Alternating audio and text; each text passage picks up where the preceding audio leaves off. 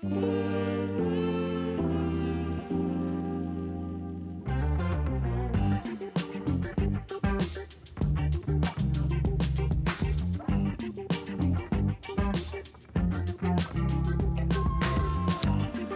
Thursday, everybody. Josh here with On the Wrong Lead, another episode of Drank and Champagne. Joined as always by Mr. Andrew Champagne. Andrew, how you doing, buddy? It's been a pretty good week, I got to tell you that. Things are good here. Busy, but good. Just got home actually from a very nice night over with my fiance. She made her bolognese sauce, which is excellent. So thank you. Yes, it was absolutely wonderful. So very much enjoyed that. And now here, about to talk Preakness Day. So good day, good week so far. Yeah. So preparing for the show, I hadn't really looked at the Preakness Day card. Obviously, we're recording this on Wednesday night. So obviously the big news had already come out that Muth has scratched for the Preakness, which I know a lot of people were interested to see this horse run after all the hoopla with the Derby and how well the horse had run in preparing for a Derby that he couldn't run in, but.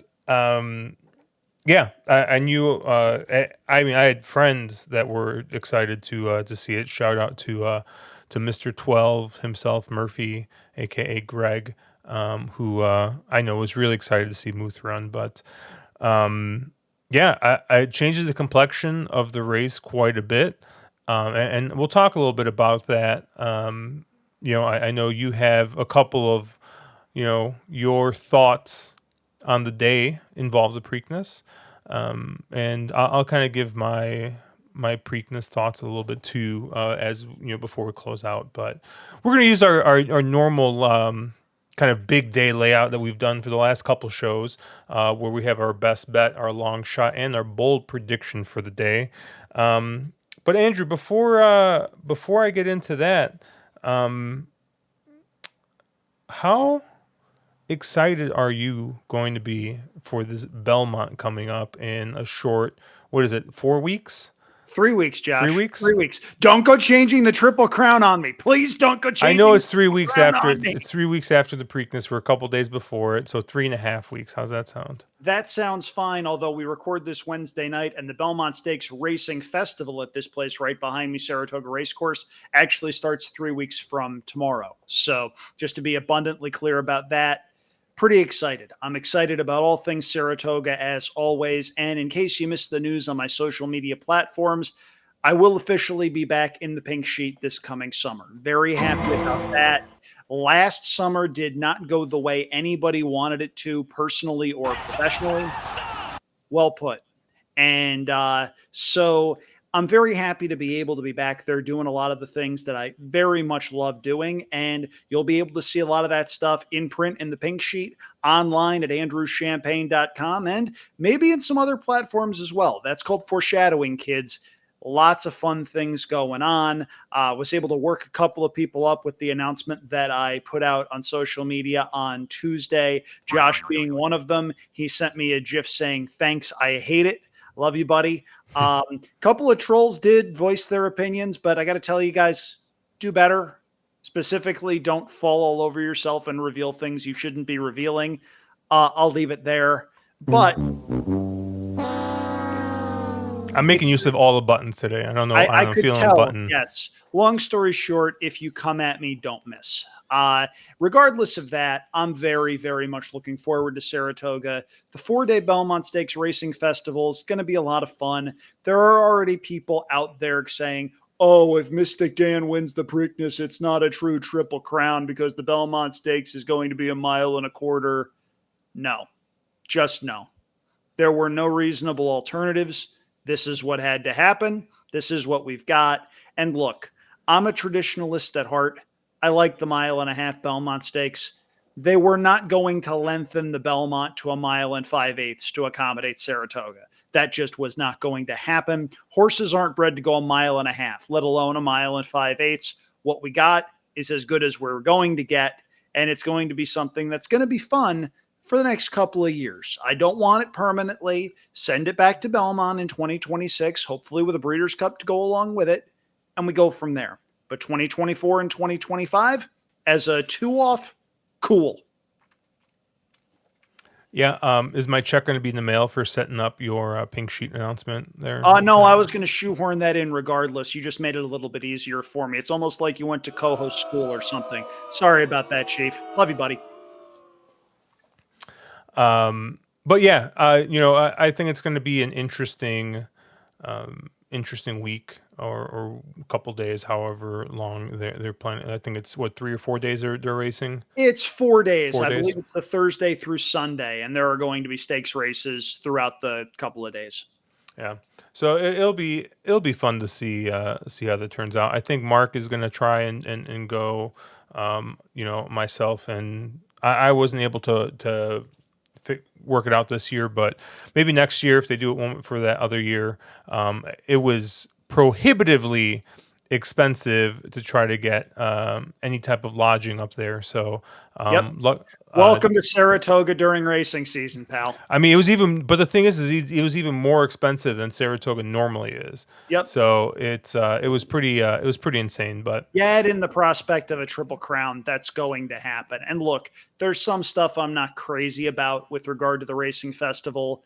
The Met Mile being run out of the Wilson chute, that's bad. I'm sorry. It's just really bad. I personally would have preferred them doing what Keeneland does for some of their races, which is have the short stretch and go 2 turns with it. But alas, that wasn't going to happen.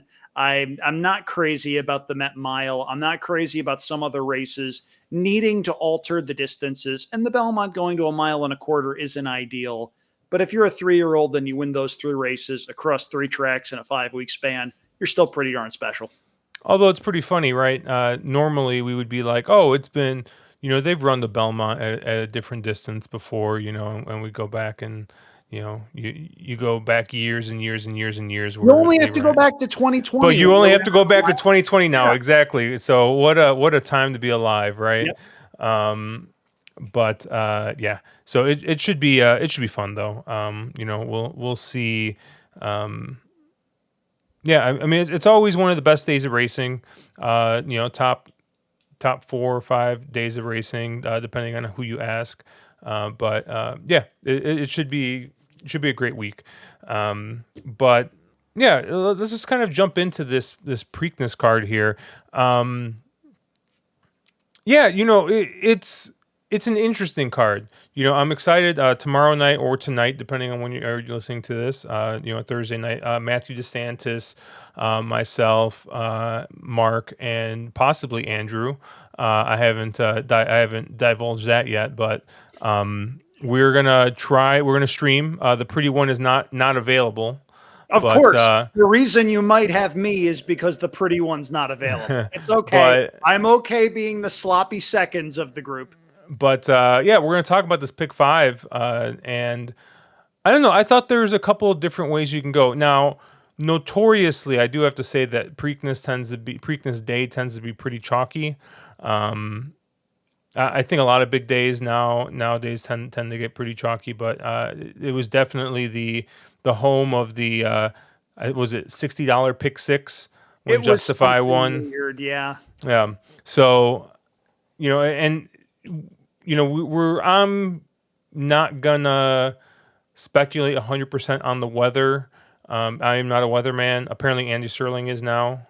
Shout out Andy Serling. I know he was talking about the weather a little bit, which made me chuckle a little bit. But I'm gonna just assume we're gonna be on the turf for all this stuff. I know Andrew. We were talking a little bit beforehand. You were unsure on how some of that was going, so you kind of maybe decided not to look at those races for this podcast. So but I looked a little bit. I concentrated more on the dirt races because it's entirely possible that they're still running the stakes races on turf. I can't see them, if the forecasted rain hits, running the non-stakes races on the turf. So be very, very careful as you handicap. Keep that in mind. Keep the MTOs in mind. And if you're looking at the stakes races, if that turf course is a bog, you're going to want horses that excel with a little bit of give in the ground. And some of these horses, Josh, are coming up from Gulfstream Park, which is basically green pavement. So just make sure that you're cognizant of what the weather forecast is for the days you're looking at. 14 races on Friday, 14 races on Saturday. Josh, 10 pick fours. 10. Goodness gracious. That, look, I'm going to go on a little bit of a soapbox here because I understand that the pick fours are probably the most TV friendly wager in the game because you're basically committing 2 hours. You can wind up diving in, create a ticket for not a whole heck of a lot of money. There's a reason we do pick fours on this show a lot. They're friendly to people's budgets. They're friendly to people's time.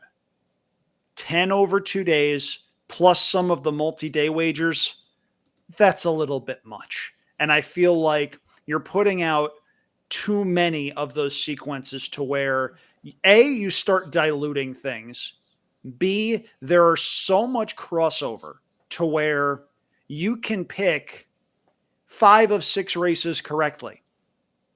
But that one race you don't have is a part of multiple pick fours, and it kills a whole bunch of tickets. That's not to say I will not be playing some of those pick fours and pick fives, but one thing I will tell you, if you're looking for any sort of wagering advice, the biggest piece of advice I can give you on days with wagering menus like this, pick your spots.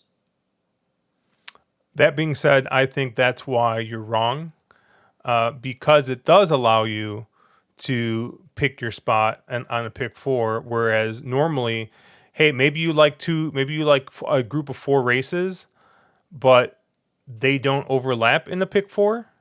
Well, you can't play a pick four, right? Because 3 of them are in one pick four and one of them's in another one. Whereas when there's more pick fours, I think that allows you to have a better chance of there actually being 4 races that you like. Josh, simple question. Mm-hmm. Do you think we as a society are more picky, choosy, getting our money in the right spots? Or do you think we're more, but this is America and I want it right now?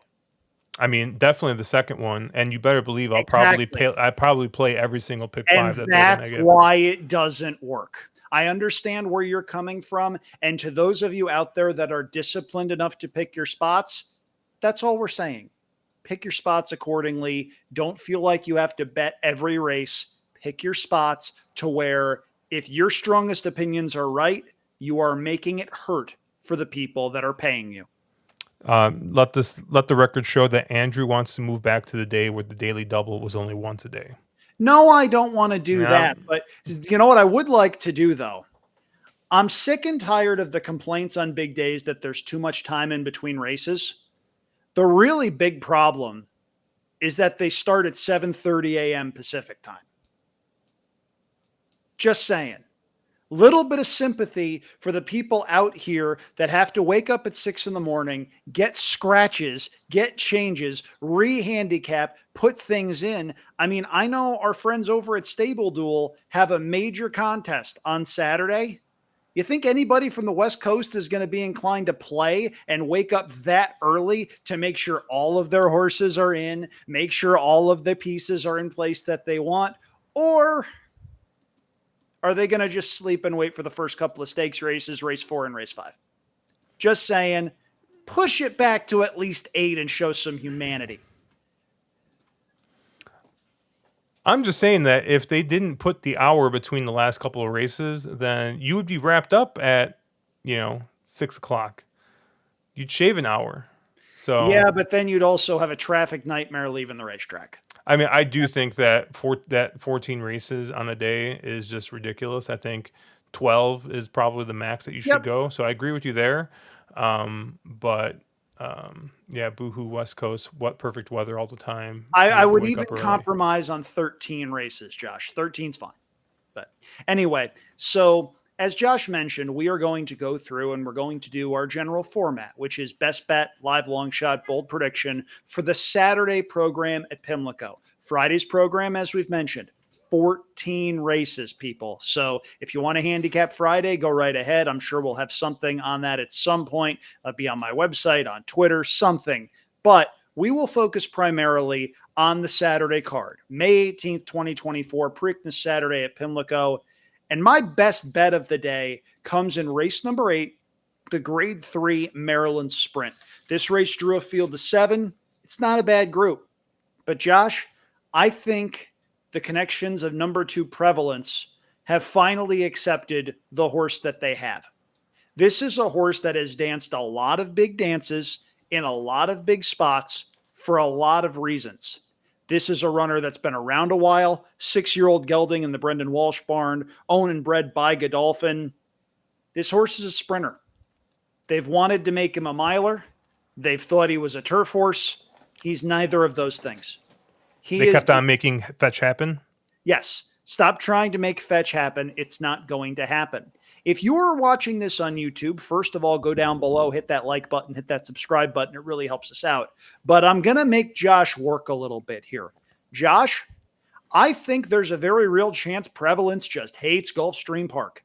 Can you do me a favor and cross out the 5 Gulfstream Park races on Prevalence's form? Okay, a little easier than I thought because they're all together.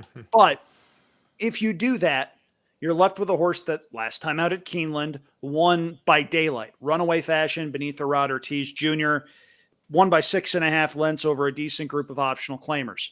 Last year, this horse ran second in this very race, beaten 7 lengths by a horse named Straight No Chaser, who was going very, very, very well at that time, and for a brief time was one of the top sprinters in the country. That day's 3rd place finisher, Nakatomi, multiple stakes winner, horse that's grade 1 placed, good sprinter. You then have to go back to 2022 for the last races that were not at Gulfstream Park. One of those races was on April 9th, 2022, in the Grade 3 Commonwealth at Keeneland. In the slop, this horse's only start over a wet track, which he is very, very likely to see on Saturday.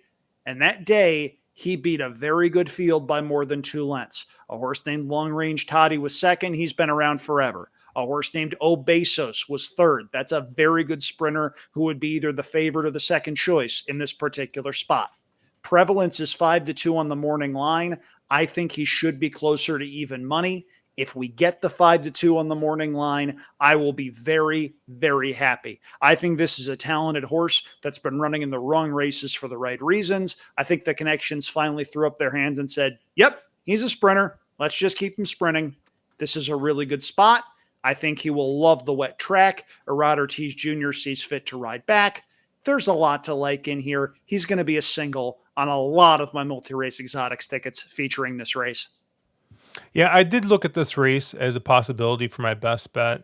But there's one kind of big unknown in this race that threw me for a loop. And that's the number 3, Super Chow. You know, on my form, I have no rider listed. Yeah, ditto. And when I see that, it makes me think that the horse is just not going to run in the spot. Or at least it makes me question a little bit, like, why no rider was named? Are they planning on scratching? I don't know. But I thought this horse made a ton of sense in the spot. Looks to be the speed of the speed. And, maybe a little bit question on the cutback. Obviously ran really well in the Carter. It seems to have, I think, maybe run a little bit better at 7. I think you'd probably agree. But does have some pretty nice 6 furlong races as well. And I just, I think that he is probably your leader in this spot. And so, going 6 furlongs, I'm kind of, and my eyes go towards the horse being on the lead. I mean, Prevalence is going to sit just off the lead, so it's not like Prevalence is going to be coming from far back. But yeah, I do like Prevalence in the spot. I was pretty interested in Super Chow. I was even trying to make a case for Jackson Traveler, but I believe I put Jackson Traveler and Skelly in the same group, and Caleb wanted to punch me through a screen. Yeah, he said no. So yeah, I am with Caleb on this one. Skelly's a freak, though I will say I picked Jackson Traveler second in this spot. I think the last race is a total throwout. He got the wrong ride that day. He does not want to be that far off the pace. He wants a similar trip to the one Prevalence will get just off the pace, stalking and pouncing. I picked that one second. This is a horse that has run very well at Pimlico previously. I don't think you're getting the 6-1 on the morning line. I think he gets bet down. I think number one Coastal Mission comes up from that 3-1 morning line. He's the second choice. I can't see them betting a long-time Charlestown horse in this particular spot, though the last race was pretty good. Yeah. But I kind of went a different route with my my best bet. I actually went to a turf race, and you know obviously with weather, things can change. I'm just assuming we're going to have good to firm turf. I know. I think it's supposed to start raining in the afternoon, but we're days out. Things can change pretty quickly. So obviously, be be flexible, be nimble with your handicapping.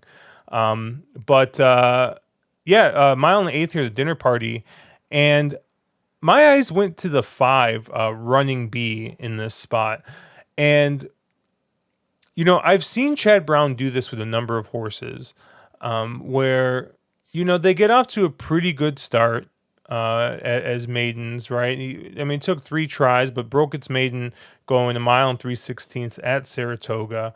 Obviously, he did something he doesn't do very often, which is ship to Kentucky Downs. Went to the Dueling Grounds Derby there, and then went to Keeneland, had a nice win there, and then there was a really big layoff. So obviously something went wrong. There was a layoff of over a year there,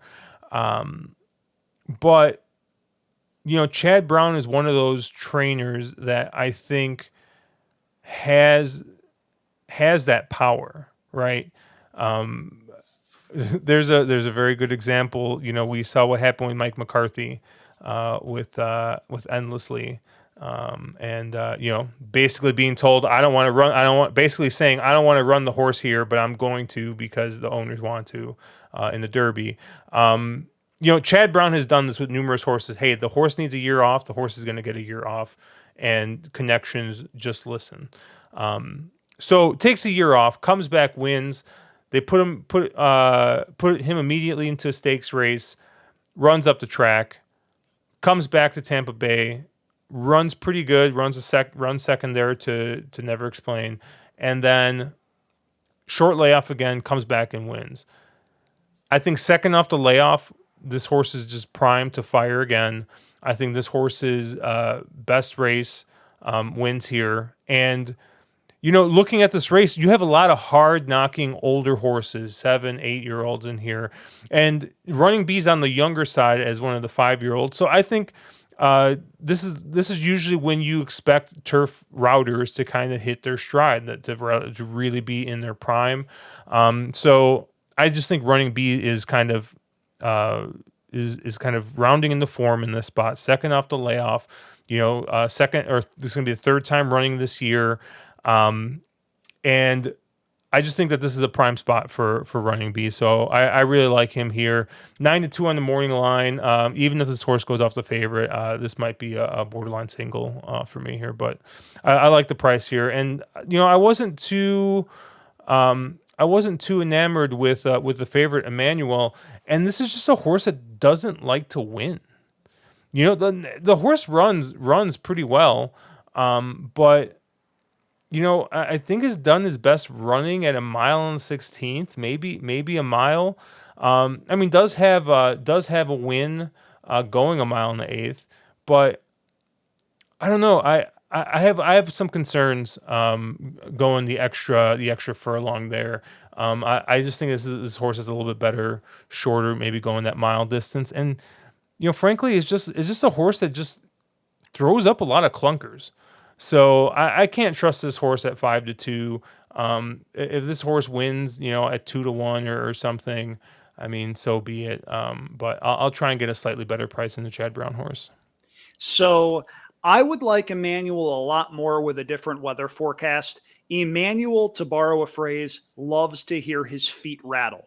The firmer the ground is, the better Emmanuel tends to run. And if you look at his last couple of starts, two back, you see a win in the Canadian turf. If it comes up firm and he's able to run that kind of a race, he's going to be pretty tough to beat. But last time out in the makers at Keeneland, yielding turf, finished well back. 3 starts ago in the 4-star Dave, I was there for that race. The turf course was listed as good. It was closer to soft than to firm. There was a lot of moisture there. Remember, it was Saratoga last summer. It rained pretty much every day. Emmanuel didn't run well that day. If Emmanuel gets a firm turf course, I think he's going to be tough, but I don't think he gets a firm turf course there. Running B makes a lot of sense to me as well. This is a horse that should sit a stalking trip behind some, to steal a phrase, inexpensive velocity. Yep. And I think he should have first run. You're not getting 9-2 on this horse. I think if you get 7-2, that's a pretty good price. The one horse I'll give you at a really big number, though, is the very first horse in the program. That's number 1, Highland Chief. My favorite handicapping angle is the toss 2 play, where you can see a horse before and after a very long layoff. The race 2 back, safe to assume something went wrong. The first race back, definitely needed. The race 2 back was a little endeavor known as the Breeders' Cup Turf. This horse had no shot in that particular race, was 12th behind Rebels Romance at Stone Age and Warlike Goddess. This horse then is on the sidelines for close to a year and a half, comes back in the grade 2 Elkhorn going a mile and a half, is pretty prominent early, but just runs like he needs a race and finishes 5th. I would like him a little bit better if John Velasquez had maintained the mount. He does not. I think a mile and an eighth might be a little bit shorter than he wants.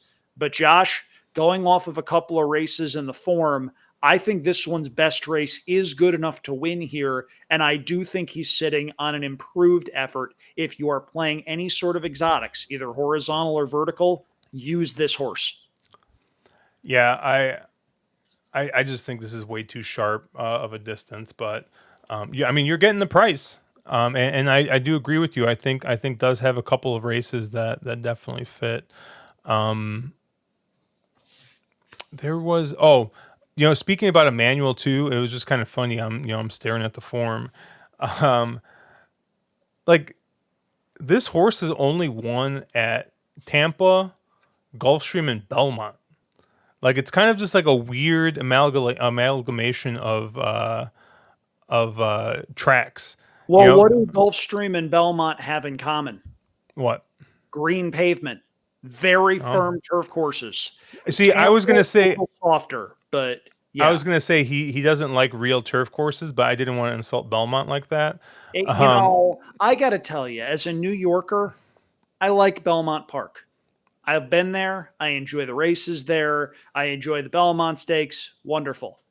For the life of me, I can't figure out that turf course. It is green pavement. And when you have $25,000 claimers going miles in 132 and change, something's wrong. yeah.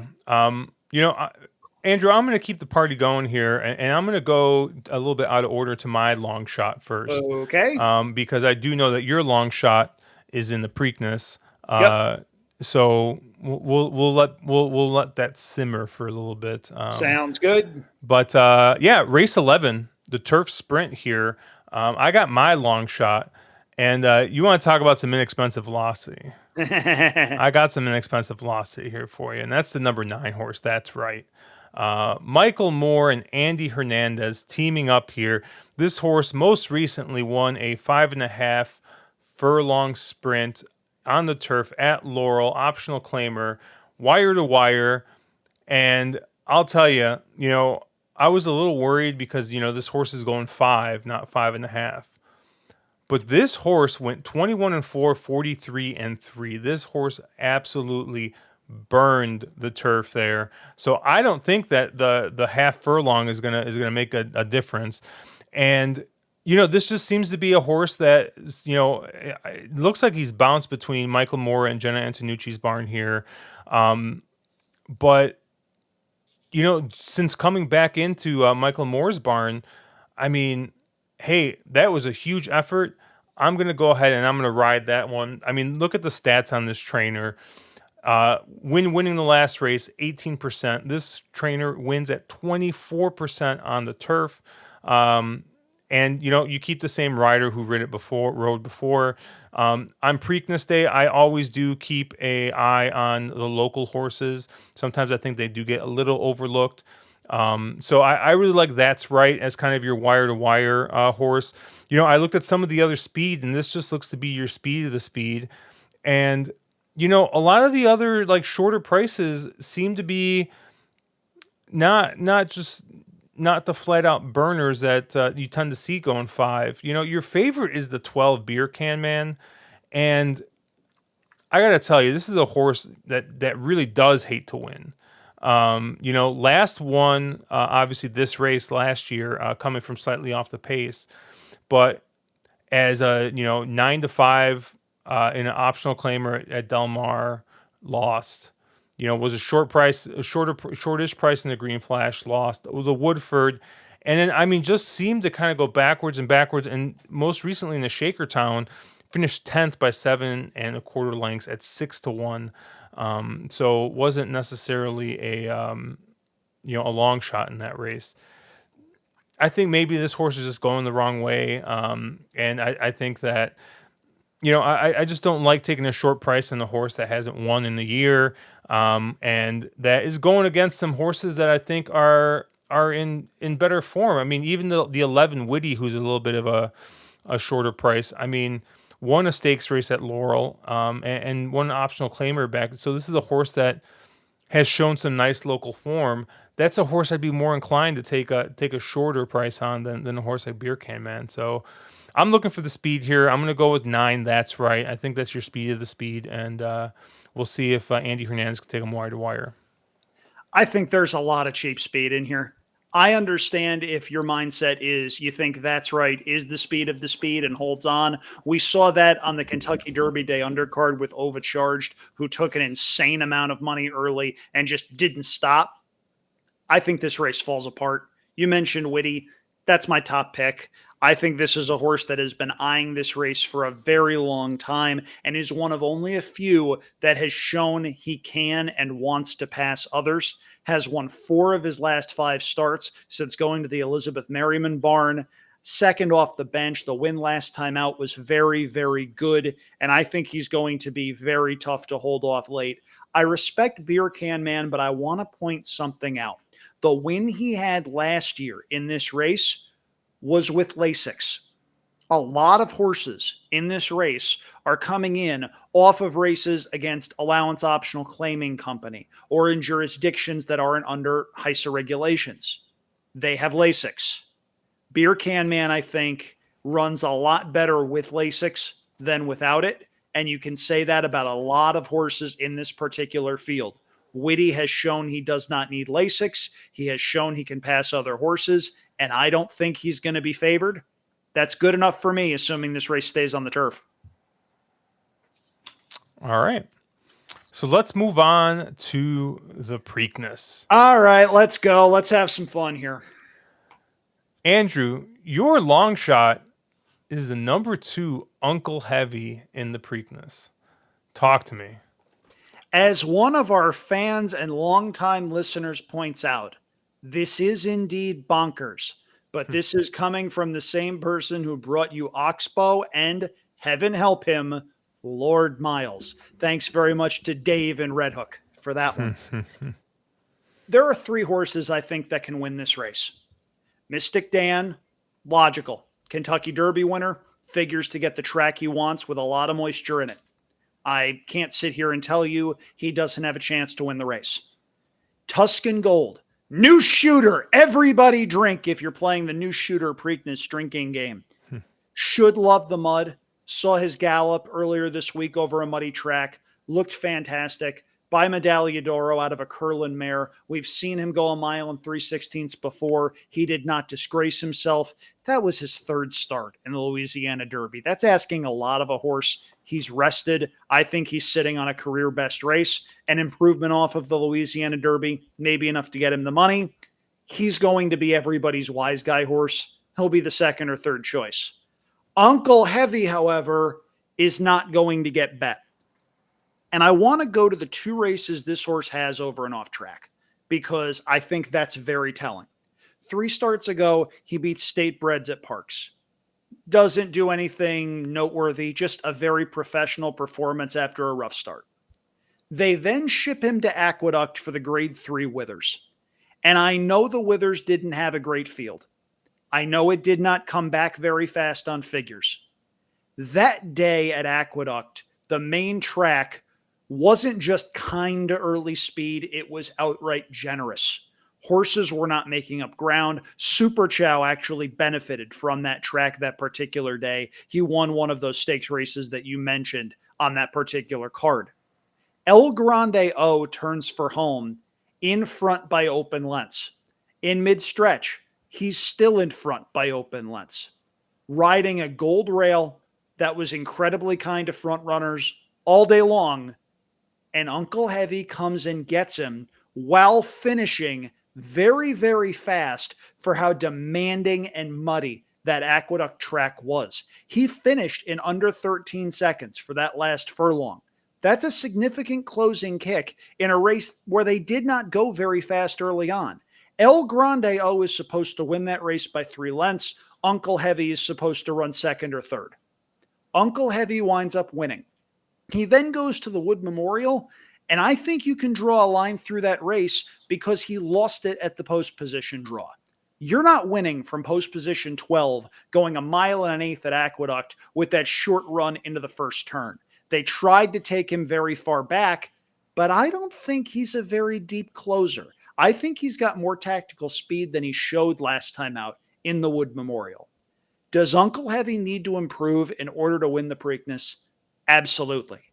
But I think he's capable of a much better effort than the one that we saw last time out, where there's any number of reasons you can say, yeah, okay, he didn't have a reason to fire his best shot between the post position draw and being next to the horse that went down in mid stretch and was miraculously okay.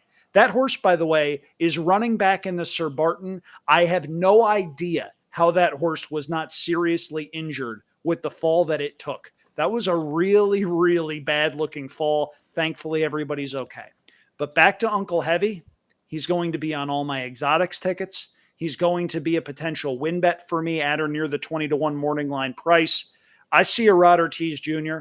I see a very good work tab. I see very good races over wet tracks. If you're looking for a Preakness bomb, I think you've found one here. Yeah, I told Caleb, Caleb was very interested in Uncle Heavy. He said he's been waiting to bet this horse back for a long time, and then he's like, "Great, he's showing up at the Preakness." So the jury is still out whether Caleb likes Uncle Heavy or not in this spot, and I'm going to do the exact opposite of whatever he does because I have a feeling if he fades Uncle Heavy, that it might come back to bite him. So we will keep you up to date on Caleb's thought with Uncle We Heavy. really should just keep people up to date on everything Caleb does and turn him into this micro influencer character. I feel like he's missed his calling doing smart people things. Let me do this real quick. That felt nice. I have a hard time looking past imagination. I know we're gonna. I feel like me up. You went to segue. I know. I feel like I am setting you up. And I hate it. I don't know. I just think that speed's always dangerous at Pimlico, and I'm looking at the Brisnet form here. I'm gonna cross a line through Muth here, and I see an S, I see a P, I see one E, 3 more P's, an EP, and the P. I mean, this looks like, at least on Brisnet, looks like a lone speed situation here with the E7 imagination, and I have a hard time looking past that. I'm with you. I think that there are 3 horses that can win this race. I think Imagination has got as good of a shot as anybody in here. We'll see on the price. I have a feeling that this is going to be your second choice in this race. I think he's going to be probably way too short to win bet in this spot. I mean, I would probably take 7-2 on imagination, but I don't even know if you get that.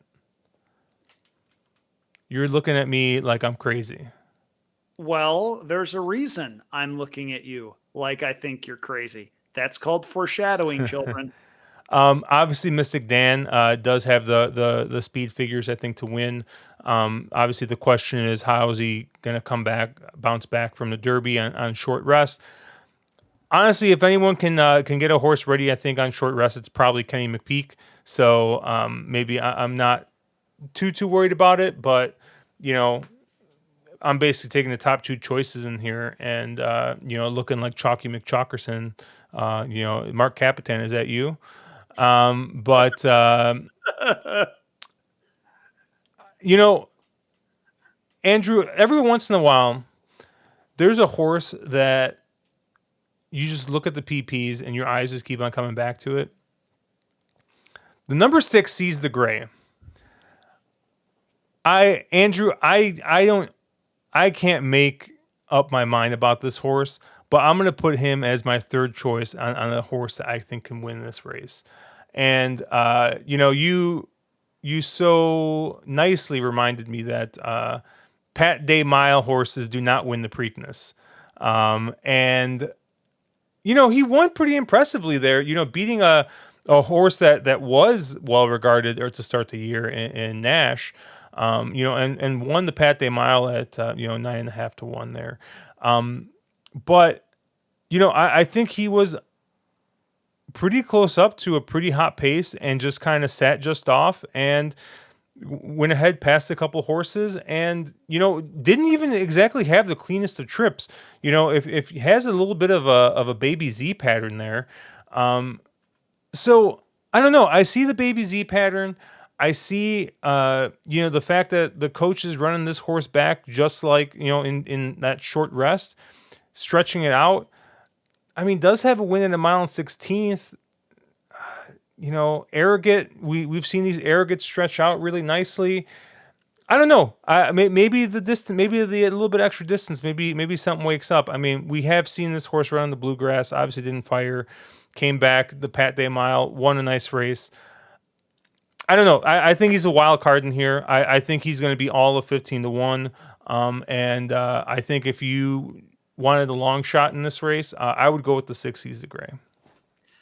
I think either Seize the Gray or Just Steel has to go. And I don't think that was the original plan. When Muth scratched, that changed things for not many horses. It did change things for both Dwayne Lucas runners who have shown early speed. If you look at those fractions for the Pat Day Mile, you see that Seize the Gray was up very close to 22 flat, 44 and 3 fractions. You see Jaime Torres, who is riding in the biggest race of his life.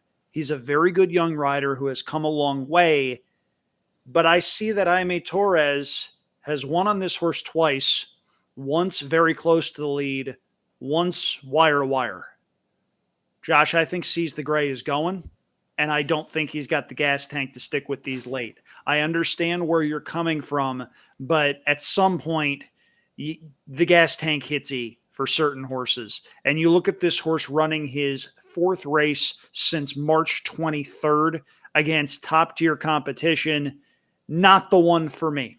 I am not one to talk somebody off of a 15 to 1 shot, though I don't think you're going to get that price. What with Muth out and the My Racehorse connections that are going to be playing this horse, I think you might get 10 to 1 on this horse. I know the pools are going to be large, but I do think Muth scratching is going to leave a couple horses shorter than they probably should be. And I think this one is definitely going to be shorter than he should be. But what about imagination?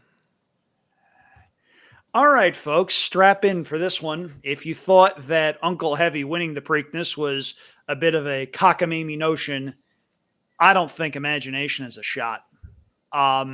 Imagination is a nice horse. He's Bob Baffert's 4th best 3-year-old at best, behind Nisos, Muth, Maymoon. That's 3. Imagination is 4th. This is a horse that took a little while to break the maiden. This is a horse that wound up winning the San Felipe, being all out over another meh Bob Baffert horse named Wind Me Up, who I don't think wants any part of 2 turns. That was a 4-horse race. He then goes in the Santa Anita Derby. I did not like him at all in that spot. They sent him away at even money. And if you pause the race at the top of the stretch, he looks like he's about to win by 4. Instead, Stronghold winds up outgaming him. Stronghold ran fine in the Kentucky Derby. Didn't run great, didn't run poorly, just ran fine. Imagination to me is a hanger. I think he does go early. I think he gets company from one of the Lucas runners. I think he winds up waiting on horses and others come and gobble him up. And I think Imagination at a short price misses the board. If Imagination wins, it's going to be a heck of a post-race interview, not just with Bob Baffert, but with jockey Frankie Dettori, who is, if not in his last season, in one of his last seasons and has yet to win a Triple Crown race of any sort. At his likely price, I can't bet Imagination. I can't support betting Imagination. No thanks for me. You already heard my opinion on Imagination. Yes, I know. I don't think that's very imaginative of you. It's pure imagination. I don't know about that. Yeah, and I guess, I honestly, Andrew, I kind of looked at your like bold prediction, and I had a hard way to. I didn't have anything that bold compared to yours. So I went all the way to race 6, the Chick Lang, and your 2-1 favorite is Frost Free, and I rewatched that Bachelor Stakes, trying to figure out, like, did something happen there? The Hot Springs, was beat by Nash.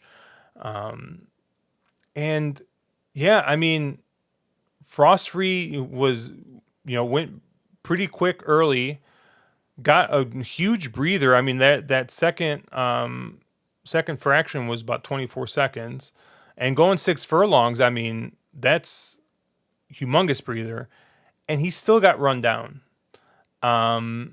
So I just don't see it here, and this is not the type of horse that I want to take a short price on. And so yeah, I just think that this horse is going to be a toss for me in this race. I'm looking elsewhere in here. I mean, maybe it's because IRAD's on the mount. They just assume it's going to take money. But I don't know. I had a hard time getting there. It was interesting. The horse Valentine Candy, I believe, is a Steve Asmussen horse, and he had talked about possibly shipping to this race, and obviously did not ship in here. He does have another runner in the 2 Cats by 5, but that's another one coming out of that common race. Didn't really make much ground. Maybe if we see that there's a fairer track, might be one that might be a little bit more interesting. But I don't know. I think the one Mr. Skylight, the lightly raced Riley Mott horse here, you get Flavian Pratt aboard. Is coming off 2 straight wins. Has won at Gulfstream, one at Keeneland.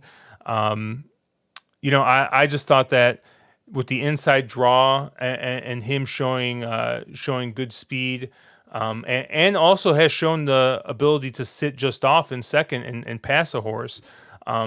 I just thought that Mr. Skylight made more sense here, and at least had a lot more upside than the 6 Frost Free. So I'm going to toss a 6 Frost Free. I'm going to use the 1 Mr. Skylight, and then there might be a couple other ones in here I use as well, but definitely avoiding the favorite in the spot.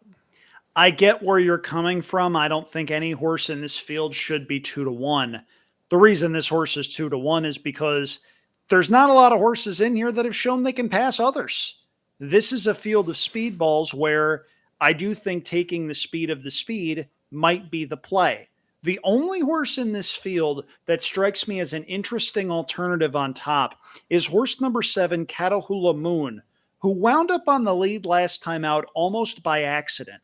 If you look at the last several races before that, this is a horse that's been taken back and made one run. I don't know if that one run is enough to beat these horses, though. It's not like this horse was setting the world on fire in the Mid Atlantic circuit, and now you have out of towners coming in. But the reason I'm drawing your attention to this horse has a track record of at least passing other horses while not on Lasix. If you look at this field, a lot of these horses are coming in off of races in optional claiming company. You mentioned Mr. Skylight. This is the first time that he will run without Lasix. He draws the rail. That's a little bit tricky. If you look at Cats by 5, you see a horse whose efforts earlier this year were okay. I don't think he had much of an excuse in The Bachelor when he didn't have Lasix. Patinga's Twin has run his best races all on Lasix. Sweet Sadi J on Lasix the last couple of times. Number 5, Market Street, who I would otherwise think is somewhat intriguing for the coach Dwayne Lucas and John Velasquez. The starts 2 and 3 back, easily the best of his career. Lasix. You get the picture. I think you're seeing a lot of horses that may well need Lasix, not as a performance enhancer, but as a performance enabler. I know Frust Free doesn't necessarily need that. I know he's got probably more early speed than anything else in the field. I think he's a logical favorite in that he makes sense. But if you're looking for value and you think 2-1 is too short, I can't argue with that too much. I won't be playing the Chick Lang a whole heck of a lot. There's just not a lot there that jumps off the page enough for me to be motivated to bet anything. Fair enough. Anything else you want to talk about on that card? So not necessarily on that card, but I do want to draw your attention to the sister race of the Preakness. That's the Black-Eyed Susan on Friday, and there is a horse in there that I like a fair bit. I don't think you're going to get the morning line price, though. I think she winds up getting bet down. This is race number 13 on the Friday card. Again, 14 races on Friday. My goodness. But I'll be going with horse number 6, Who Could Ask for Mo. I think the race in the Gazelle, a little bit better than it looked. She had an eventful trip on that particular occasion. The race 2 back in the Devona Dale, she was pace compromised. There was no way she was going to be making up any ground there. The races at Tampa, though, were both pretty darn good. I like the fact that Shug McGahee ships in. He generally doesn't ship for frequent flyer miles. This is a horse that's been working very well, and I think should be more forwardly placed on Friday afternoon with the addition of 2 very important things, Blinkers and Luis Saez. I don't think Who Could Ask for Mo will be on the lead, but I do think she's going to be sitting in the first flight. And from there, she can run that grinding style with a little bit more effectiveness. I am not sold on the horses that are shorter prices on the morning line. Number 7, Corposo, shipping in for Peter Urton. She could win, but she shouldn't be 5-2. Recharge, I liked a little bit in the fantasy at a gigantic number, and she gave me a thrill, but I just think 2 turns is a bit beyond her scope. Lemon Muffin comes back in off the Kentucky Oaks, where she didn't do a whole heck of a lot of running. No thanks for me there. But I do think if you get the 6-1 odds on horse number 6, Who Could Ask for Mo, I think that's a really good price. Yeah, I briefly looked at this race, and I'll have more of an opinion tomorrow when I actually take a look. I got to tell you, though, I miss when this race was 1 mile and 3/16 and acted as the true sister race. It's a cool distance. Yeah. You know, first first look, I kind of landed on the price in the spot, which was the 4, Call Another Play. And this is obviously it's the local horse. This is the horse that, was running in state breds to start off. And it took a little while, I think, to start going. It wasn't until they really stretched this horse out into 1 mile and 16th that really started to show, I think, some ability. Obviously won a claiming 40,000 at Laurel going a mile. Then they tried an optional claimer going a mile 16th, and then they won a listed stakes going a mile 16th. But what I do like about the local horse is the run style. This is a horse that has shown you can pass other horses, can sit off the lead. Sometimes these types of horses, it takes them a while to kind of bloom, and I think maybe this is just kind of a light bulb horse. One that just kind of, hey, once they started going 2 turns, has progressively run better and better. I mean, won the race 2 back by 6 1/4, and the race last time by 3 1/2. I mean, what was she really beating? Probably not much, but in the race that there's not much on here that I'm really, looking to bet, and where I just see a lot of horses that like to be pretty forwardly placed. I think the 4 call another play might get the trip, the cleanest trip out of all of them, and maybe that'll be enough to kind of put a little bit of an upset here. Josh, I am so proud of you for branching out on this, because I thought you would take one look at this field, see the E8 by Gunsong, and say, yep, that's my horse. No, I think there's a bit of speed in this race, and And I'm not. Gunsong also, I don't think, wants to go 2 turns. That's a bet against for me, and there's a reason I didn't mention that horse earlier. This horse set the pace last time out in the Gulfstream Park Oaks. Remember that race, while 2 turns, has a very short stretch. Front runners tend to do very well. And instead of this horse even putting up a fight, sort of winds up dropping anchor the last 3/16 of a mile or so. I don't think this one wants another 16th of a mile. I think this one wants that 7 furlongs to a 1 mile trip. And for me, Gunsong is a toss. Yeah. But I think that's going to do it for us here on Drinking Champagne. Andrew, what do you got coming out this week? Well, Preakness is going to be a big deal for sure. You can find all of my stuff on Twitter at Andrew Champagne. Going to be a lot of stuff going on at the day job for winnersandwhiners.com. So keep an eye on the news feed there as well. And for any other relevant news and notes, just keep tuned to my Twitter. And if you're interested in stuff, hopefully you find something that catches your eye. Cool. And then obviously we will be streaming Thursday night, 7:30 Central, 8:30 Eastern. We have Matthew DeSantis going to be joining us. I'm going to go ahead and clap for Mr. Matthew DeSantis. As you should. And then, we'll force Caleb to record some type of short, so maybe someone can make fun of him for messing something up. But obviously, like and subscribe on thewronglead.com. If you're listening to the podcast, put a review, do all that stuff. Andrew, let's have a week, man. You betcha.